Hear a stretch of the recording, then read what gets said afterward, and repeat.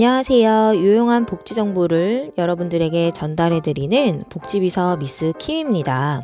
요즘 핫한 기초연금에 대한 여러 가지 이야기들이 많이 나오는 이 시점에 기초연금이 감액되거나 중단되는 어르신들도 속출하고 있는데요. 오늘은 대체 어떤 경우에 기초연금이 중단까지 이르게 되는지 설명해 드릴게요. 영상 시작 전에 오늘도 구독과 좋아요 꼭 누르고 시작하도록 할게요. 여러 가지 복지 혜택에 대한 영상 제작에 구독과 좋아요는 항상 힘이 됩니다. 매년 4월 기초연금이 반영되는 정기조사, 수시조사 등 이 결과로 인해 기초연금이 감액되거나 중단되는 어르신들이 많으신데요.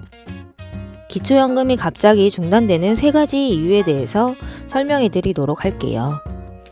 기초연금이 감액되거나 중단되는 이유, 첫 번째는 가장 기본적인 소득의 증가인데요. 기초연금 수급자의 소득은 1년에 2번 정기조사를 통해 기초연금에 반영이 됩니다. 기초연금의 소득에는 근로소득과 기타소득, 사업소득, 연금소득, 이자소득 등으로 나눌 수 있는데요. 여기서 근로소득의 경우 기본공제 108만원에 추가공제 30%가 적용되므로 세전 근로소득을 기준으로 할 때 108만원을 초과한다면 많지는 않지만 소득 인정액의 상승에 영향을 줄 수밖에 없습니다. 따라서 기초연금에 소득 인정액에 영향을 주지 않을 정도의 근로소득을 조절하시는 것도 기초연금의 감액과 중단을 막을 수 있는 좋은 방법이라고 할 수 있습니다. 참고로 어르신들의 근로 등에서 나오는 소득은 금융재산을 늘리는 행위이기 때문에 기초연금 수령 시 치명적으로 작용할 수 있으므로 항상 소득과 관련하여 잘 모르시겠다고 하면 나중에라도 이 동영상 참고하여 주의하시길 바랍니다. 어르신들의 공공근로와 근로자활 근로 등에서 나오는 소득은 기초연금 산정 시 소득에 포함되지 않습니다. 기초연금 증감과 중단 두 번째 이유, 바로 부동산 공시가격의 변동인데요. 일반 재산이 증가하는 이유에는 여러 가지가 있겠지만 부동산 공시가격의 변동으로 인한 일반 재산의 상승으로 기초연금이 감액 또는 중단되는 경우가 가장 많으신데요. 기초연금에 반영되는 부동산의 경우 시가가 아닌 시가의 5-60% 정도의 시가표준액, 즉 공시가격을 기준으로 기초연금이 소득 인정액에 반영됩니다.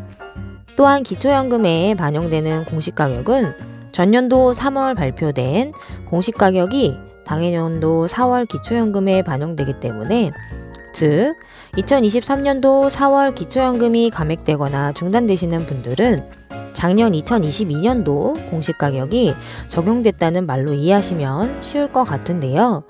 그러면 여기서 최근 공시가격의 변동 추이를 살펴보면 2021년 수도권 평균 20% 정도의 공시가격이 인상되었고 2022년도에도 약 17% 정도의 공시가격이 인상되었습니다.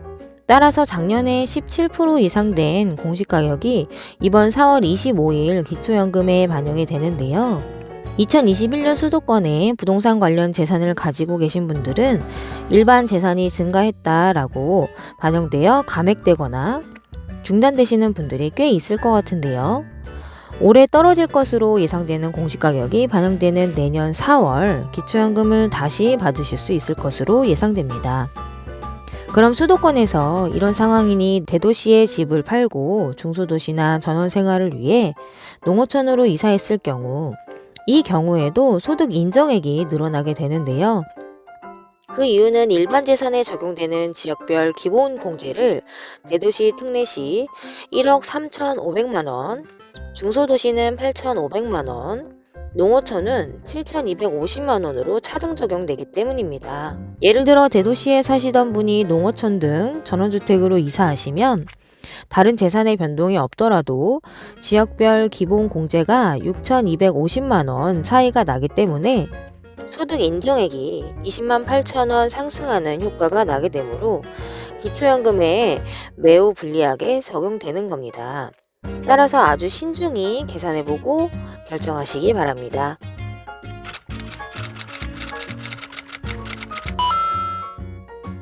기초연금이 감액되거나 중단되는 이유. 세 번째는 금융재산의 증가입니다. 어르신들의 금융재산 증가는 아무래도 소유하고 계신 부동산을 처분해서 생기는 경우가 가장 많으신데요.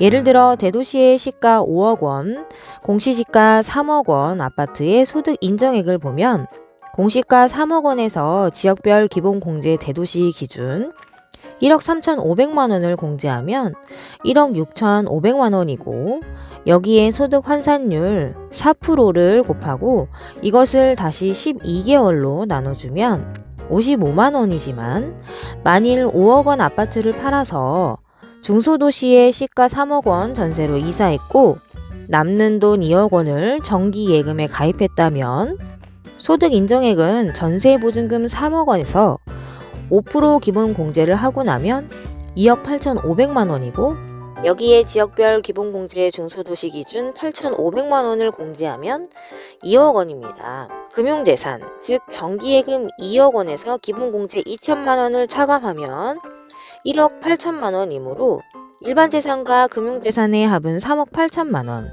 여기에 소득 환산율 4%를 곱하고 다시 12개월로 나눠주면 소득 인정액은 126만 6천 원입니다.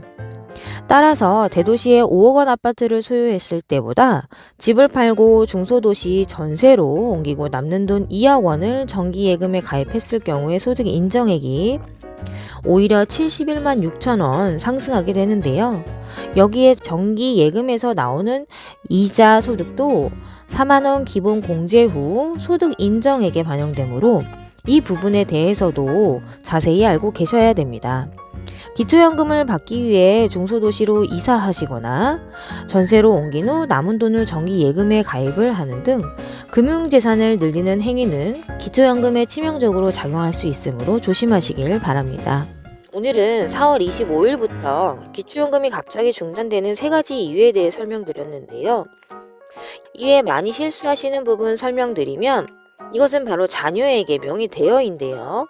자녀의 절세를 위해 사업자 명의를 대여했다거나, 자녀의 비과세 저축을 위해 통장 명의를 대여했다거나, 자녀의 보험료 절감을 위해 자동차 명의를 공동으로 등록했다, 또는 자녀와 임대차 계약을 체결했다 등 이와 같이 자녀에게 명의를 빌려주거나 임대차 계약을 했을 경우 모두 부모 재산으로 인정되거나 전세보증금을 부채로 인정받지 못하는 등의 불이익을 당할 수 있는데요.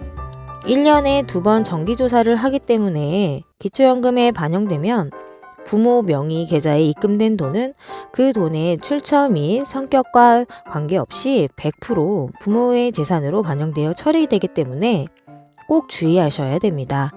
오늘도 여러분의 복지를 위하여 영상 준비해봤는데요. 여러분의 복지를 책임지는 복지비서 미스 킴이었습니다. 감사합니다.